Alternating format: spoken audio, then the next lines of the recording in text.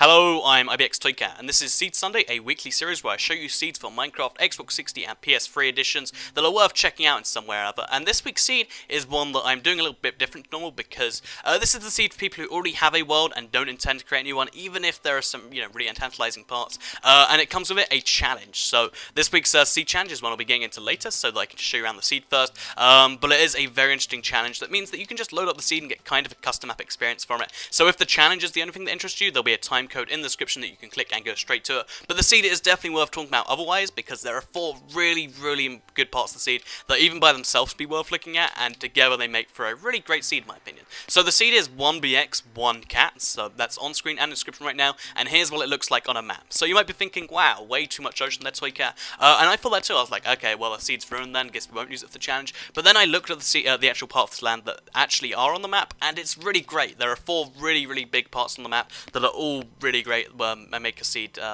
amazing by themselves, in my opinion. So let's head over to the first one of them, which is an embassy village from next to spawn. So you spawn on this little island right here, and just 100 blocks away, next to the edge of the map, because you spawn in a really weird place, is an embassy village. So this is a fully fledged one. It has 6 planters, so lots of wheat, lots of carrots, and lots of potatoes for you.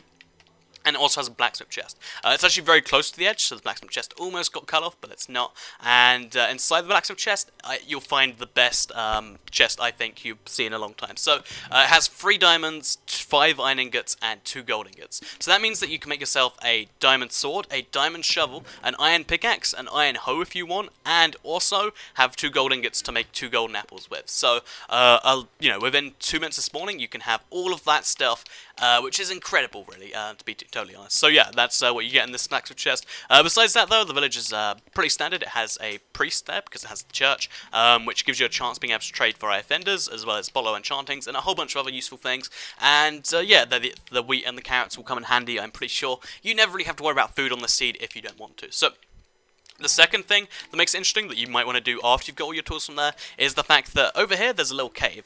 I've marked it with cobblestone, and if you head into this cave, it's pretty simple. You just have to do a tiny bit of mining down like so. But if you head in, you'll find that there is actually a ravine in this, which is always pretty cool, but you do find these on the surface too. The thing that makes this so interesting to me is that if you head down into the ravine further in, which by the way is really close to bedrock, so there's a pretty good chance to find the rare ores, like the gold, the diamonds down here, etc. Then you'll find there's a second ravine attached to it, like so. And not only that, but attached to this second ravine is a third ravine, which means there are 3 ravines all just intersecting with each other, which is a pretty rare sight, especially this close to spawn. And also, lots and lots of gold in this part of the ravine, it seems. So yeah, lots of rare ores in 3 separate ravines, and that's not all that makes this ravine, pile of ravines so crazy. If you head all the way along to the end of the first ravine, so all the way along here, you actually find an abandoned mine shaft. So the abandoned mine shaft is definitely worth checking out. It's really big. I haven't explored it fully, but there are a couple of abandoned mine shaft chests in there that have, let's say, pretty good things. We'll leave it at that. So let's just head up, because I have no actual idea where this ends up. And yeah, so that's the abandoned mine shaft down there. Definitely worth checking out early game to get lots of really good ores, and just speed up the survival process if that's what you want to do. So the next thing about it, by the way, there's just a big jungle in the corner here, which is nice because it's, a small jungle, because it means that you don't have to worry with all of the traversing it, but you do get the jungle wood, which is nice. And there's also a ravine attached to this too, so if you want a, easy one to get that just has coal and iron, then this is one for you. I don't know if anyone says that they just want coal and iron, but if that is you, then I guess that's got you covered. So the next 2 things that are interesting about this seed, in my opinion, are both Mooshroom islands, but they're both incredible in my opinion. So the first one comes if you head south from this island, all the way over here. What you'll actually find is the biggest Mooshroom island I've ever seen. It's massive, and like as in area, as in height, it's just a lot of blocks. All the way up here, it's actually 114, sorry, on 13 even, on top of the mushrooms, which is absolutely insane. That's almost extreme hills height from a mushroom biome, which is incredible to think about. You could get some mushrooms up here and just make your base here, and just look around you and just see that although there's a corner of the world there, you still get this incredible view. And yeah, that's what happens here. But going just a little bit further than that, there's this weird island. And then, yeah, I'm going to show you the rest of the map now. There's a lot of ocean, you'll notice. But in the middle of the ocean, the reason that makes the ocean kind of worth dealing with is you can make a boat here and make your house over here in the center on this lovely Mooshroom island. which is pretty standard. It's not too big, but yeah, there's a lovely Mooshroom island out here which you can make a house on, and if you do this, then when people spawn, they'll be way over there, and to get over to you they have to do a lot of stuff, which means that if you want to be undisturbed but still invite people over, and have them play in other parts of the world, then that's also a useful thing. I know lots of people are kind of like that, where they want to play with other people but not have them instantly be at their stuff, so that's a useful thing for you. Very big barrier to getting over to you. Also, if you really wanted that even more, then there's a sand island just over here, which is truly the furthest away from someone you can be. It's a full like 600 block travel by boat just to get to this tiny sand like icy island. I don't even know what's going on here, but it looks like there was a ravine that tried to spawn. It just didn't do a very good job. It's an amusing island, to say the least. Here'd be a good place to set up your base too, but I'd recommend the Mooshroom Island, because the Mooshroom Islands are awesome.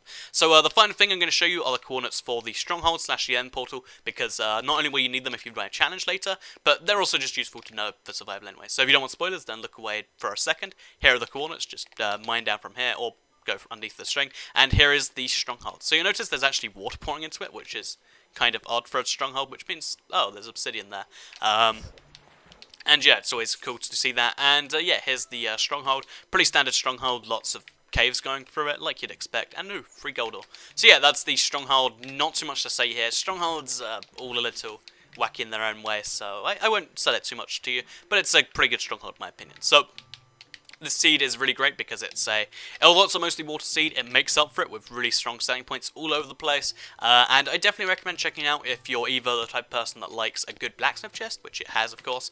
If you're the type of person that wants to be reclusive, stay away from everyone over at the desert and ice biome. Or if you're the type of person that just wants a seed of this kind of odd description where there's just a big ocean in the center. So yeah, let's get into the challenge now then. So the challenge on this map, I don't have a proper name for it yet. I just kind of call it the XP challenge when I was streaming it on Twitch, and I'll be streaming this challenge tomorrow, so I definitely recommend checking that out.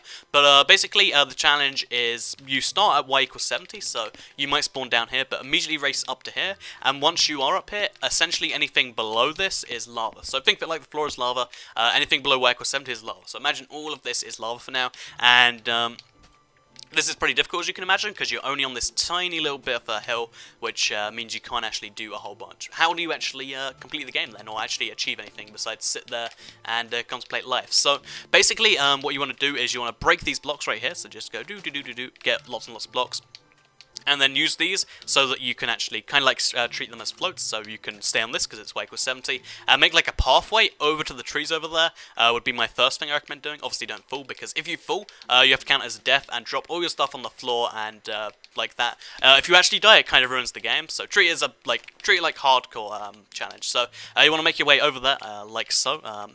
I'm doing a pretty awful job because I'm trying to rush it, but once you're over here, you can actually chop down trees, make some wooden tools, and what I'd recommend doing to get your first level, because the way you lower it is you need to get an every XP level allows you to lower it by one, Y level. So once you get to level 1, you can go to 69, and all of this becomes available to you. Once you go to 2, you can go to 68, and then all of this becomes available to you, and so on and so forth. And as you can imagine, the game gets easier as you go along, and it kind of expands. It's really similar to like Captain Minecraft, except instead of getting harder and harder, it gets kind of easier and easier as you go. So the first level is the hardest, getting from 70 to 69. I think that's the hardest part, but getting over from there is a lot easier. So what are some fun things you can do? First of all, it's like interesting because you spawn here, but you've got a challenge. You can go this way. You can go that way. You can head across the ocean if you want, once you get to 64, which is, I guess, a fair way. And there's also a village over there, which gives you diamonds straight away. So yeah, it's an interesting challenge. So one more time, just to recap, because a lot of people have difficulties with it, and it's kind of complicated. Every level you get allows you to go down one level from 70. So level 1 is 69, level 2 is 68, so on and so forth. The way you win it is if you get to level 70, so you can actually go down to wide 0, or if you beat the Ender Dragon, because that gives you level 70 essentially. So those are your two ways to win this challenge. It's an interesting challenge because having a limitation, like not being able to go places, is actually kind of interesting because it gives you an ever-expanding world. Hopefully you guys enjoy that challenge. I think it's really fun for my playthrough. I'll be streaming another attempt over at twitch.tv/IBXToycat on Monday, so the day after this goes live. I recommend you guys check that out if you want to see this played live before you do it yourself, or maybe you want to try it out first before you watch the stream. I don't know how you do things, you can do it your own way. But yeah, hopefully you enjoy these challenge seeds. If you want to see more of them, please do like the video, let me know, and give me a comment down below saying you like challenge seeds, because this is something that take a little bit longer to do, because I have to come up with a challenge, then find a seed for the challenge, and hope it actually works properly. Like, it took a lot of doing, so hopefully you do enjoy the challenge stuff, and if you don't, then you can say that too. Thanks for watching, and I'll see you guys tomorrow.